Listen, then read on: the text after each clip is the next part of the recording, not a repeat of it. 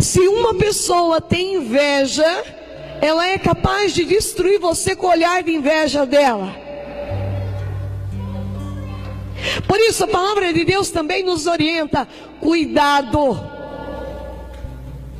com as pessoas que estão mais perto de você, por aquilo que você revela de coisas que são tuas para ela. Nem todo mundo é de confiança. E eu digo mais: muitas das suas orações não foram respondidas porque você não guardou sigilo delas.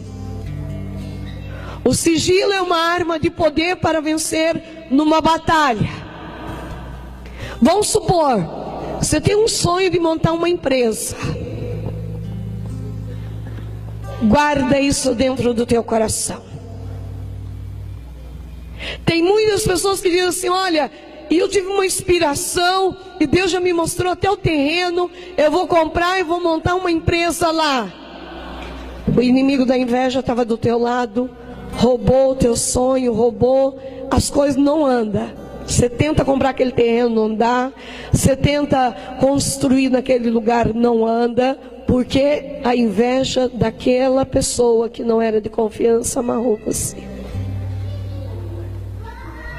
E daí você vê, por exemplo, uma mulher que fala muito bem do marido, talvez para aquela mulher que mais é invejosa, que ela queria ter um marido igual aquele. Tem muitas mulheres assim. E de tanto você falar, ela rouba a tua graça pela inveja. Quando você menos pensar, o teu marido deixa você para morar com outra. A inveja mata. Santo Agostinho sofreu tanto com a inveja que ele, não está aqui o livro de oração de poder 1, mas no livro de oração de poder 1, Santo Agostinho fez uma oração contra a inveja, que dá 3 páginas.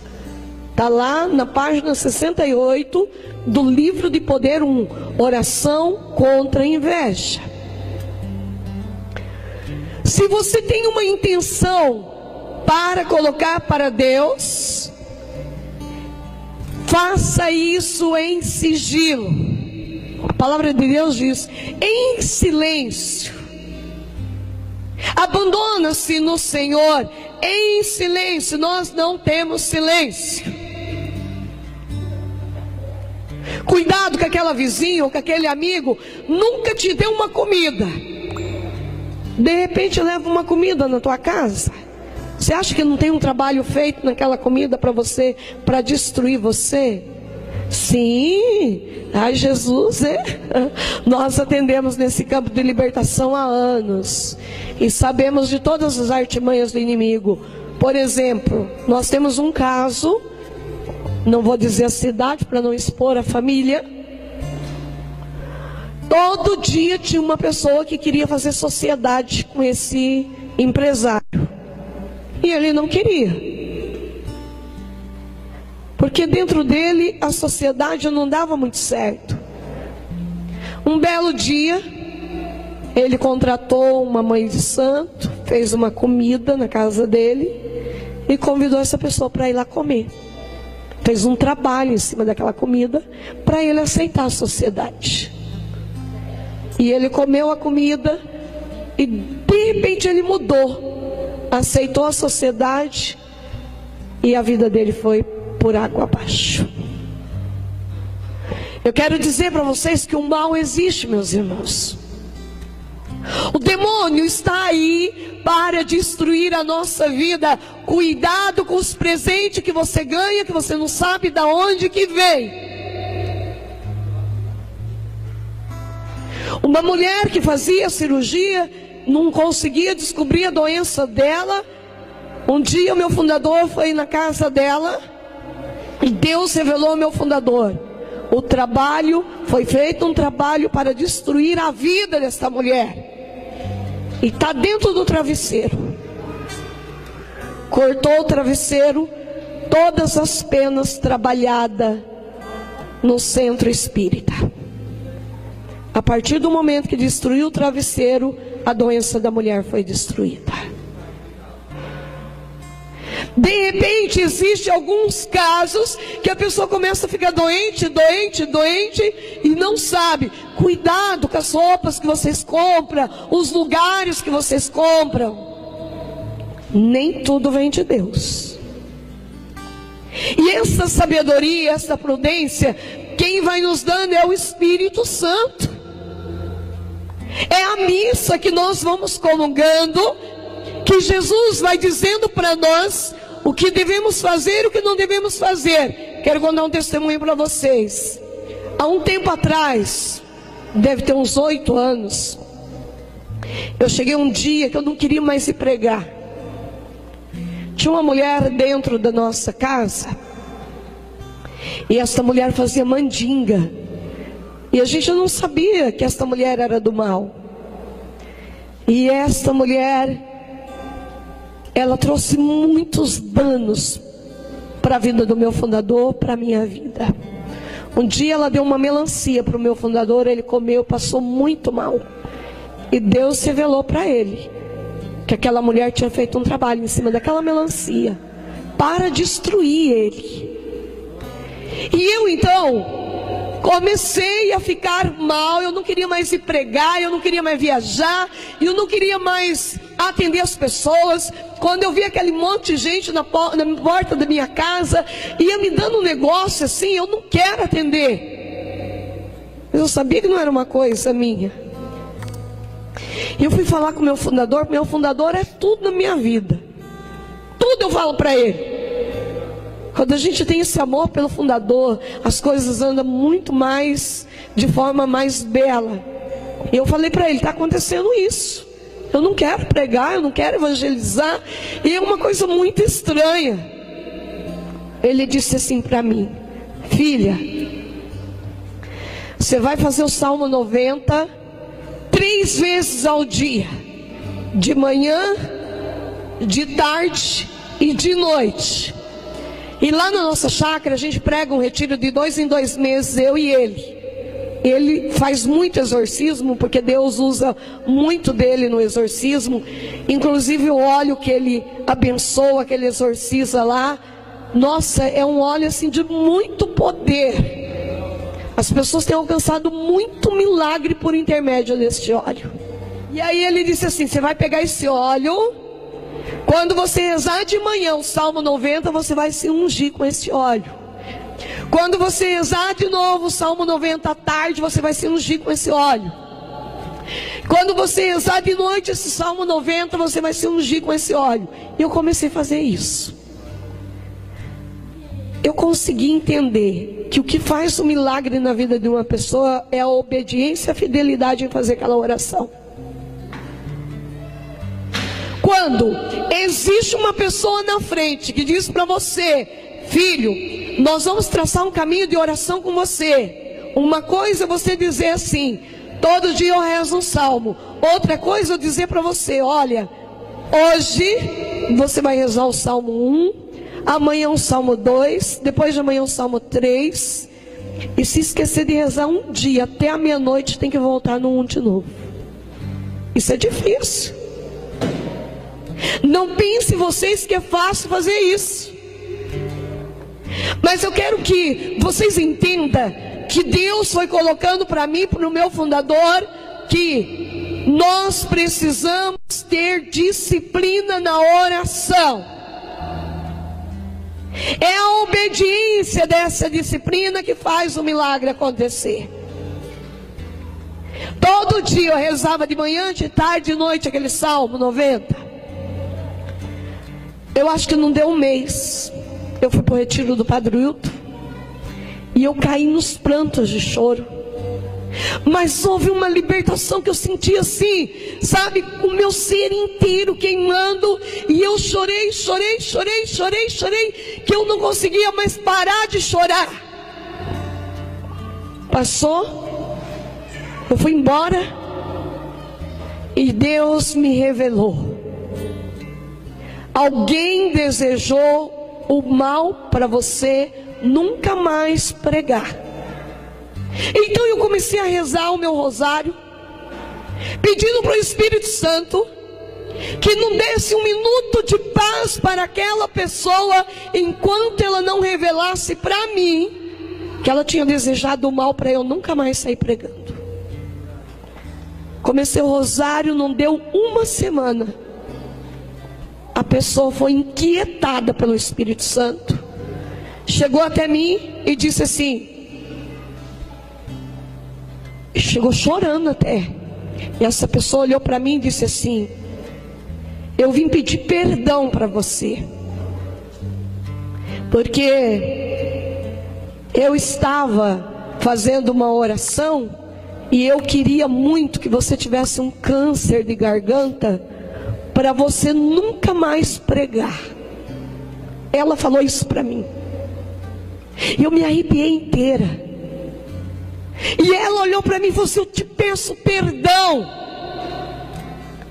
E hoje, em nome de Jesus, eu quebro esse mal que eu desejei para você.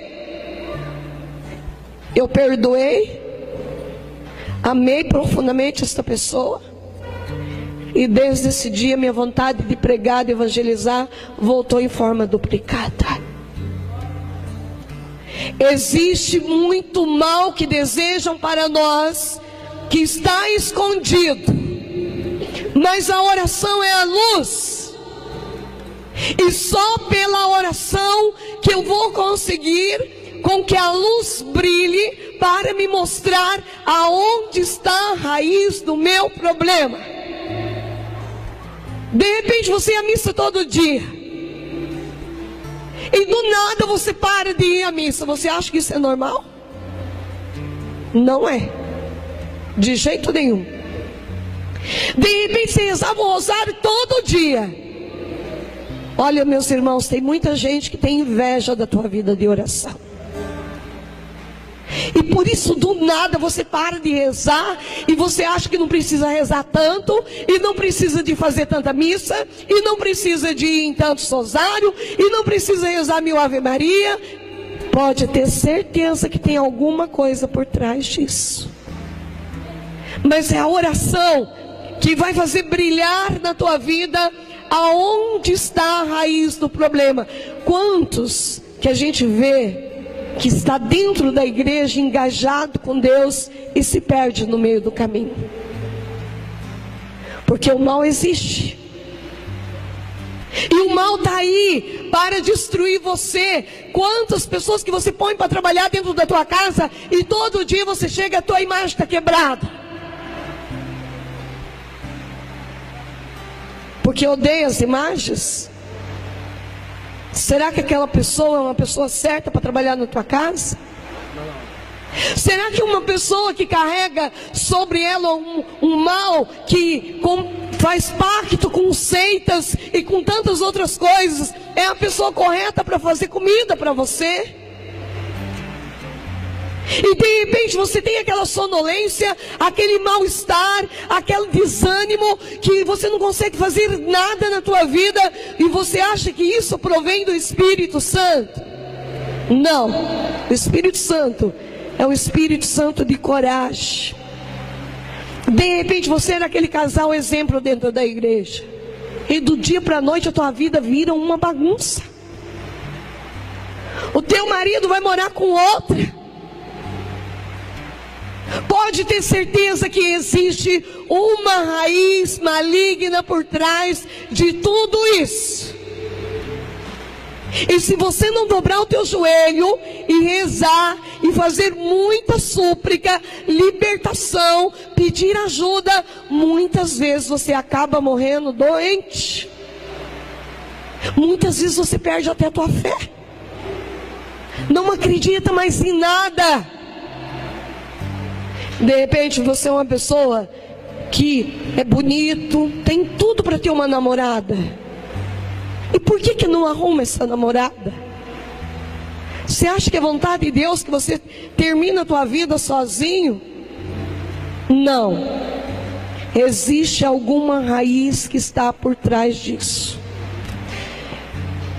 A minha família, Minha mãe morava em casa alugada, meu pai morava em casa, aliás, meus pais moravam em casa alugada, minha irmã morava em casa alugada, meu irmão morava em casa alugada, todo mundo morava em casa alugada.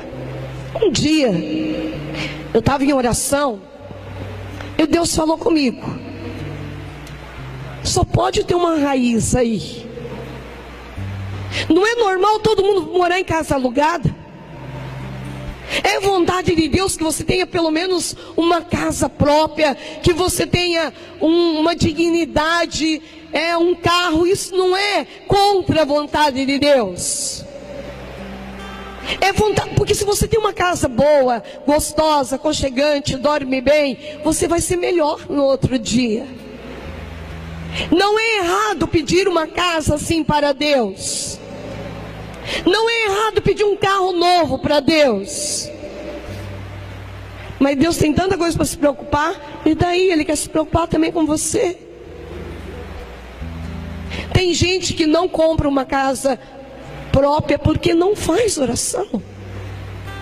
Tem gente que não troca de carro porque não faz oração. Fica lá, é uma falsa até humildade, né? Dizer: ah, mas eu estou rezando para Deus me dar um carrinho simples. Como se Deus fosse incapaz de te dar um carro bom, um carro novo. Será que você está sendo verdadeiro diante de Deus? Será que o teu coração deseja mesmo um carrinho simples, velho? Depois Deus dá um carro simples e velho para você. Amanhã está você xingando na esquina porque o carro quebrou, porque está lá. E o pior é que quando você vê alguém passando com um carrão, você fala: esse está podendo, menos eu, né? Ainda fica com inveja do outro. Eu digo para você, meus irmãos, que muitos dos milagres não acontecem na nossa vida porque nós não rezamos, porque nós não colocamos como meta diante de Deus. É a nossa verdade que vai gerar um milagre na nossa vida. E muitas vezes Deus não dá o Fusca para você, porque Ele sabe que se Ele der aquele Fusca para você velho, vai dar mais trabalho para Ele ainda. Mas Deus quer te dar o que é melhor. Um dia eu perguntei para o Senhor: tudo que Deus me dá é de primeira mão. Até quando uma pessoa pega e me dá uma toalha de banho, é a melhor toalha de banho. E eu perguntei para Jesus: Jesus, o Senhor só me dá aquilo que é de melhor. E Jesus falou para mim: porque eu quero que você me dê o teu melhor também.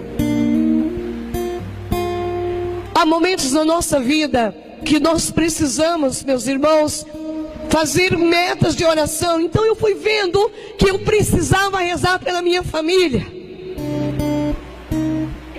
Comecei a rezar. Vocês sabem que eu rezo muito as orações de meta, porque foi o que mudou e é o que muda mesmo, dá muito resultado. Uma coisa é você rezar um rosário e colocar 10 filhos no rosário. Outra coisa é você rezar um rosário direcionado para o filho mais difícil. É outra coisa. De repente a gente quer lutar para tanta gente e não luta por ninguém. Mas eu vou ver quem é o mais difícil na minha casa. É por isso que eu vou rezar. Porque se na hora que você resolver o problema de um, às vezes você resolve o problema de todos os outros. Rezar de forma organizada, ter um caderno de metas com ordem, escrever nesse caderno: olha, Senhor, eu quero ganhar uma casa assim, assim, assim. Eu quero ganhar um carro assim, assim. Eu quero que meu filho se converta. Eu quero que ele tenha uma intimidade profunda com a Eucaristia e com a Virgem Maria. Isso é diferente, gente. É outra coisa. Eu comecei a fazer metas de oração para o meu pai, para minha mãe, para minha família. Rezava os 54 dias de terço. Terminava os 54 dias de terço, começava os 150 salmos. Terminava os 150 salmos, começava os 31 dias de provérbios. Terminava provérbios, começava a novena da Via Sacra. Terminava a novena da Via Sacra, começava a oração dos 40 Pai Nosso, que é uma oração fortíssima. 40 Pai Nosso, durante 40 dias. Tem um folhetinho lá na livraria, se você quiser a meditação. Terminava 40 Pai Nosso, começava 90 Salve Rainha durante 9 dias. É assim que se reza. Até que um dia, depois de tantas orações, eu estava voltando de Maringá. Deus fala conosco assim, Deus nos surpreende, gente. Na hora que você nem está esperando que Deus vai falar com você, e Ele te visita e fala com você. É como um raio impetuoso que entra dentro do teu coração, e Deus revela onde está a raiz do problema. Por isso que é bom a gente rezar. Naquela hora veio como um raio, e Deus falou comigo. Na volta de Maringá até Ponta Grossa, Deus disse assim: o empecilho da tua família não ter conseguido casa própria está no teu avô. O teu avô morreu em pecado. O teu avô está no purgatório. Parece loucura dizer isso, né? Eu não sabia nada do pai da minha mãe, dessas coisas. Foi Deus que me falou.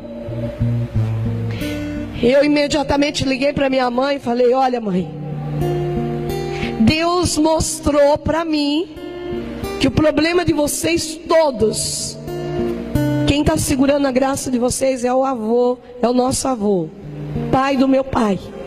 A minha mãe nunca tinha dito nada para mim. Ela pegou e disse assim: minha filha, sabe que você tem razão? E eu vou até te dizer que pecado que teu avô morreu. Ele nunca quis casar com a sua avó. Eles viveram a vida inteira em pecado de fornicação e morreu com esse pecado. Eu não tenho dúvida que por causa desse pecado meu avô estava no purgatório. Quando Deus me revelou isso e minha mãe falou isso, já me veio uma luz de fazer as missas gregorianas pela alma do meu avô, que pouquíssimos padres fazem missa gregoriana, que são 30 dias de missa seguido, só nesta única intenção. Eu arrumei um padre e mandei esse padre fazer 30 dias de missa para mim. Paga uma taxa que a cúria pede para pagar, paguei as missas. 30 dias de missa. Esse padre chegou para mim e falou assim: nunca mais eu quero fazer missa gregoriana. Ele sofreu horrores nesses 30 dias de missa. Horrores. Mas quando terminou esses 30 dias de missa, Deus libertou a minha família inteira. Meu pai, de repente, ele tinha uma casa, vendido uma casa no Mato Grosso, e a pessoa não deu conta de pagar, devolveu a casa para ele. Meu irmão comprou a casa própria, minha irmã comprou a casa própria, desenrolou toda a situação da minha família. Toda. Vocês estão entendendo a importância de se rezar, gente? As pessoas podem dizer para você que é exagero. As pessoas podem olhar para você e falar: para que ficar rezando tanto? Desse jeito você vai ficar louco. Eu digo para você: se fica louco se você não rezar.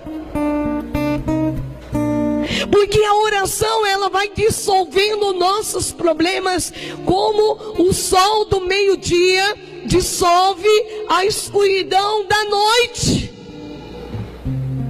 A oração é esta luz que vai iluminando nossos caminhos e vai nos fazendo andar com plena segurança. A oração, ela é a luz que brilha, que ilumina e que mostra onde está a raiz do nosso problema.